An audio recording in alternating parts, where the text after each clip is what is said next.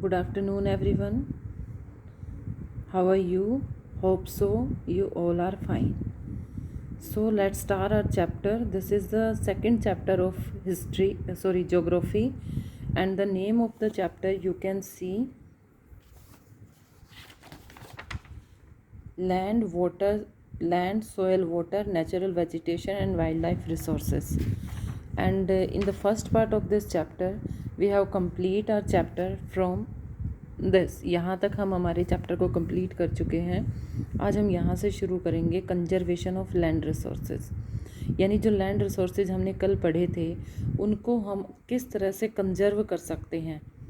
Growing population and their ever growing demand has led to a large scale destruction of forest cover and arable land and has created a fear of losing their natural resources.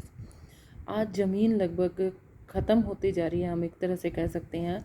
लोगों को एक डर बना हुआ है ये, इसका जो मेन कारण है वो है ग्रोइंग पॉपुलेशन और उनकी जो डिमांड।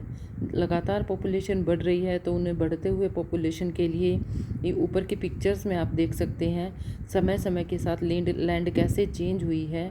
तो उस बढ़ती हुई पॉपुलेशन को रहने के लिए घर भी चाहिए, उनको काम करने के लिए फैक्ट्रीज़ वगैरह भी चाहिए, बिल्डिंग्स भी बनाने के लिए चाहिए।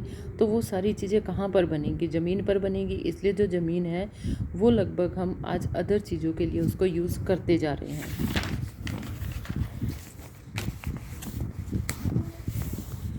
Therefore, the present rate of degradation of land must be checked। आज लैंड डिग्रेडेशन यानी मिट्टी का जो ख़राब है, मिट्टी कैसे ख़त्म होती जा रही है, ख़राब होती जा रही है, उसका जो मेन कारण है उसको भी चेक करना होगा। Afforestation, land reclamation, regulate uses of chemical pesticides and fertilizers, and check of overgrazing are some of the common methods used to conserve land resources।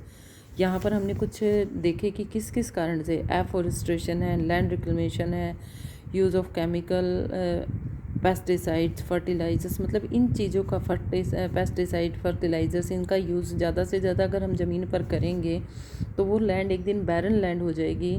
और ओवर ग्रेजिंग है, यानी ज़्यादा से ज़्यादा पशुचारण से भी भूमि की जो उर्वरता है, भूमि की जो फर्टिलिटी है वो ख़त्म होती जाती है। तो इन सब को भी हमें चेक करना होगा।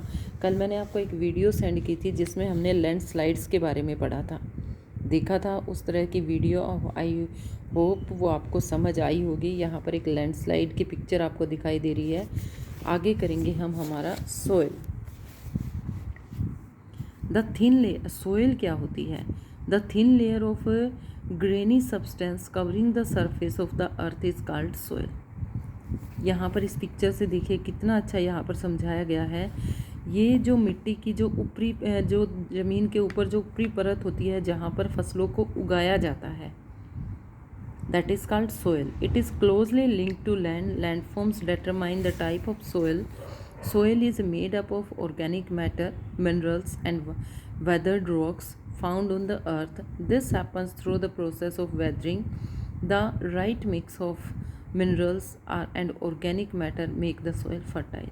यानी मिट्टी का निर्माण कैसे होता है, वो सारी चीज़ें यहाँ पर दी गई हैं, किस तरह से मिट्टी का निर्माण होता है। Soil is made up of organic matter, minerals, weathered rocks, यानी जब चट्टानों का कटाव होता है तो उनसे मिलने से, मिनरल्स के मिलने से मिट्टी का निर्माण होता है।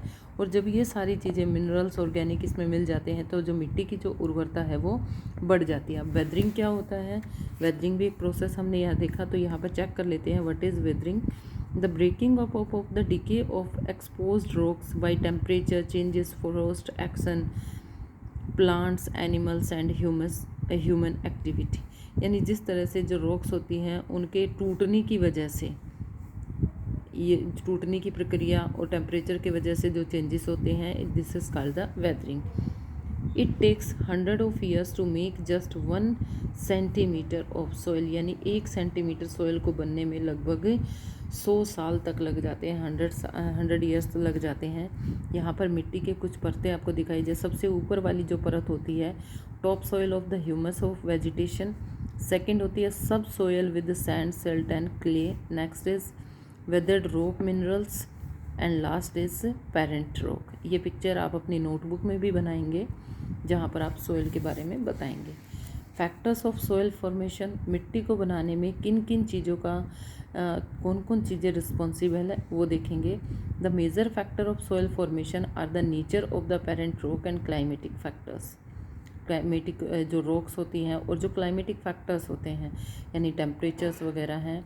Other factors are also topography, role of organic material and time taken for the composition of soil formation. All this differ from place to place. Organic matter है, टोपोग्राफी है, this is change from place to place, ये जगह जगह पर change होती रहती है।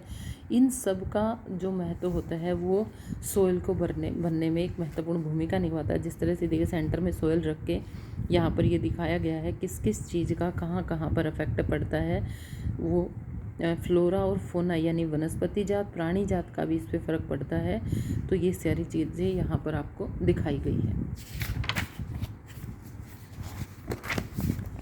Degradation of soil and conservation.